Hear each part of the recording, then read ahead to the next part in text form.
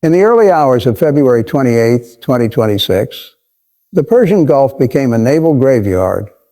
In a devastating series of coordinated strikes, over a dozen of Iran's most capable warships were sunk or crippled.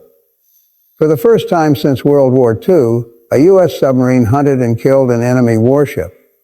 The Strait of Hormuz, the artery for 20% of the world's oil, was declared sealed by Iran, sparking a global economic crisis. This wasn't just a skirmish. This was Operation Epic Fury, a meticulously planned U.S.-Israeli campaign designed not just to wound, but to erase Iran's naval threat. This is the inside story of the unprecedented attack that has pushed the world to the brink. So, how did we get here? A war like this doesn't just happen overnight. The stage was set weeks earlier. The formidable U.S. Gerald Ford Carrier Strike Group was already steaming towards the Middle East, a clear signal of Washington's intent. For a moment, a fragile quiet held, with reports suggesting that advice from Israel and Gulf allies had initially stayed the U.S.'s hand, urging a more cautious approach. But the rhetoric from Tehran grew increasingly defiant. Iran's supreme leader, Ali Khamenei, posted a chilling message on social media. A warship is a dangerous piece of military hardware. However, more dangerous than that warship is the weapon that can send that warship to the bottom of the sea. This was followed by a senior urging official who made a direct threat, vowing to set fire to any ship coming through the Strait of Hormuz. For military planners in Washington and Tel Aviv, these weren't empty words. They were a clear declaration of intent, the final step across a red line. The quiet before the storm ended when Iranian forces began actively shifting their assets, preparing for a direct confrontation instead of their typical asymmetric threats. The trigger was pulled. Operation Epic Fury was green-lit. On paper, a naval fight between the U.S. and Iran looks like a total mismatch. But that's not the whole story. The U.S. and its key regional ally, Israel, brought overwhelming technological superiority to the fight. We're talking multiple carrier strike groups, fifth-generation stealth fighters, advanced guided missile destroyers, and a fleet of the world's quietest and most lethal nuclear-powered submarines.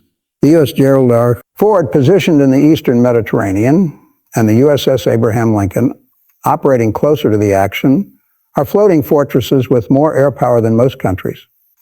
Their job was to establish air dominance and project power from hundreds of miles away. Iran, however, has spent decades preparing for this exact scenario with a strategy of asymmetric warfare. It operates two navies, the conventional Islamic Republic of Iran Navy, IRIN, and the more aggressive Islamic Revolutionary Guard Corps Navy, IRGC. While the IRIN has larger vessels like the Jamaran-class corvettes, the IRGC specializes in guerrilla tactics. Their strategy relies on thousands of fast attack craft, swarming tactics, sea mines, and a huge arsenal of land-based anti-ship missiles. Iran's plan was never to win a fleet-on-fleet battle. It was to make the cost of victory so high and the disruption to global trade so complete that their opponents would be forced to back down. Operation Epic Fury began not with a naval barrage, but with a silent electronic storm.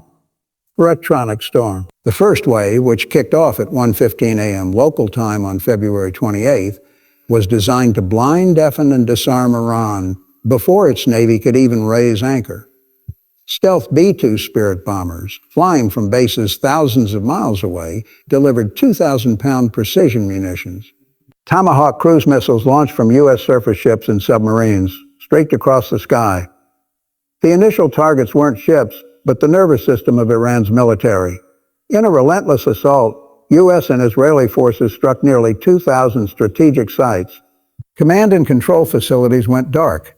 Air defense systems, including radar and missile batteries, were obliterated. Hundreds of mobile ballistic missile launchers and drone depots were turned into fireballs. One of those targets was the compound of the supreme leader, Ali Khamenei, whose death was later confirmed by both U.S. and Israeli officials. Admiral Brad Cooper, the CENTCOM commander overseeing the operation, put it bluntly, "In simple terms, we're focused on shooting all the things that can shoot at us."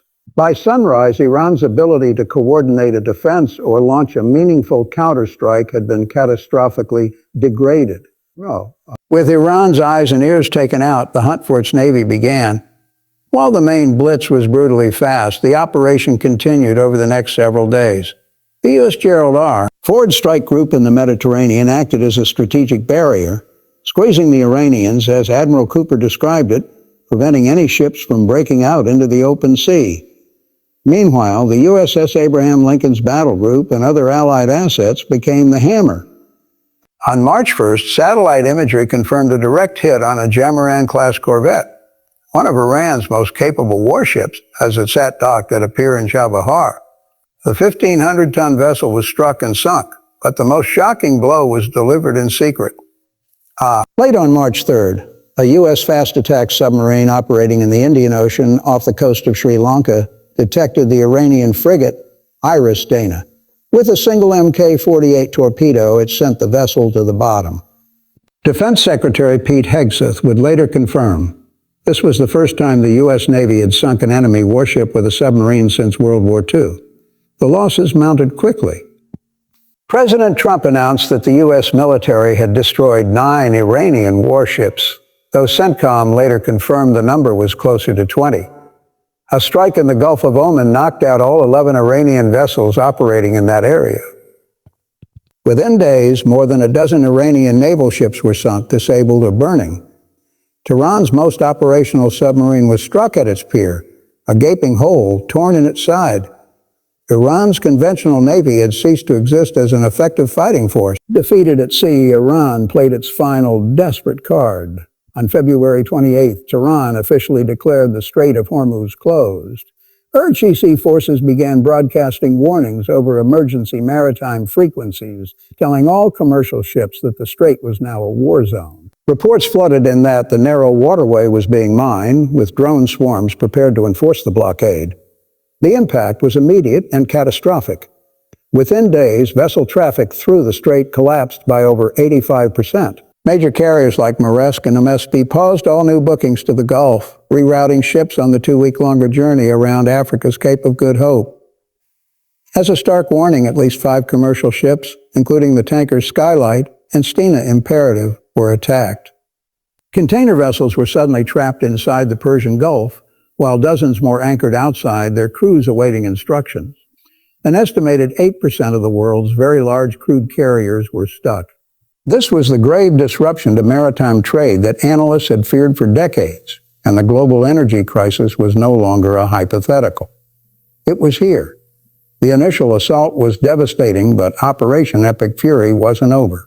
By March 4th, Admiral Cooper could confirm that not a single Iranian ship remained underway in the Persian Gulf, the Strait of Hormuz, or the Gulf of Oman. Iran's navy had been swept from the board, but the mission had now shifted. We're hunting Iran's last remaining mobile ballistic missile launchers to eliminate what I would characterize as their lingering launch capability.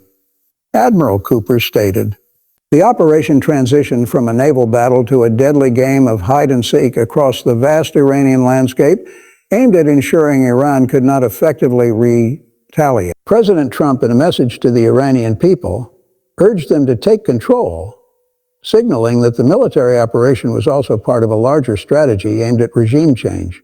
The stated goal was to ensure Iran never has a nuclear weapon. The Blitz had broken Iran's navy, but it had also kicked off a new, far more unpredictable chapter in the Middle East. The rules of modern warfare are being rewritten in real time. If you want to understand the strategies, technologies, and geopolitical stakes that define these new conflicts, make sure you subscribe and hit the notification bell. Operation Epic Fury was a stunning display of modern military power, combining intelligence, stealth, and overwhelming firepower to dismantle a naval force in days.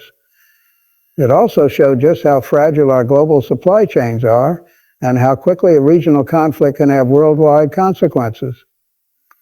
But the story is far from over. With its conventional military crippled and its back against the wall, what will Iran do next? Asymmetric warfare, terror proxies, and cyber attacks are still potent tools in its arsenal. The world may have just witnessed how a navy can be destroyed in a flash, but the real question is it prepared for the fallout that could last for years?